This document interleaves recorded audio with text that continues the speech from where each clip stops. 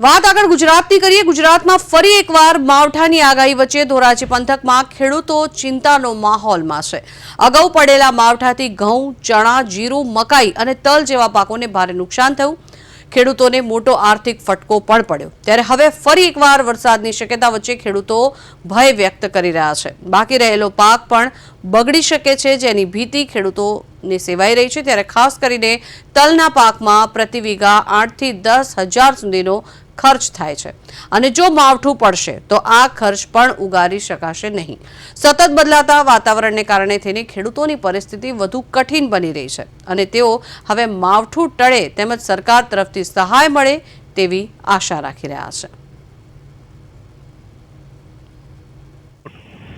आजे 15 दिवस पहला जे आगाही प्रमाणे ज्योतिषीओए हवामान विभागे आंबालाले के अशोकभाई पटेले जे आगाही करी थी 19 के 20 तारीख में त्रीजा महीनानी अंदर जे वरसाद आव्यो छे मारा खेडूतोनुं जे पाक बर्बाद थई रह्यो छे, जणसी फेल थई रही है। सरकारे मस्त मोटी जाहेरात करी थी कि कृषि मंत्रीए कि अमे सर्वे करशुं तात्कालिक युद्धना धोरणे, पण हजी कांई अमने एनुं फदियुं मळ्युं नथी। आजे जे 15 दिवस पहला जे वरसाद पड्यो छे एमां चणा, सोयाबीन छे, उनाळु पण सोयाबीन थाय छे, धाणा, तुवेर, घऊं तमाम पाक नष्ट थई रह्या छे। हजी आ बीजी आगाही आपी छे अने आज वरसाद मंडराई रह्यो छे। आजनी तारीख में आ 10 वीघानो बाजरो छे।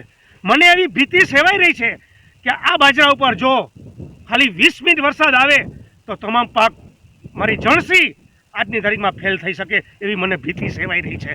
हूँ एवुं विचारी रह्यो छुं सरकार पासे कि तमे तात्कालिक युद्धना धोरणे वीसी होय, तालुका पंचायत होय, मामलतदार कचेरीया होय, मंत्री होय, जे तमे अधिकारीओने सर्वे करवा आपो ए तात्कालिक युद्धना सोने सर्वे करे।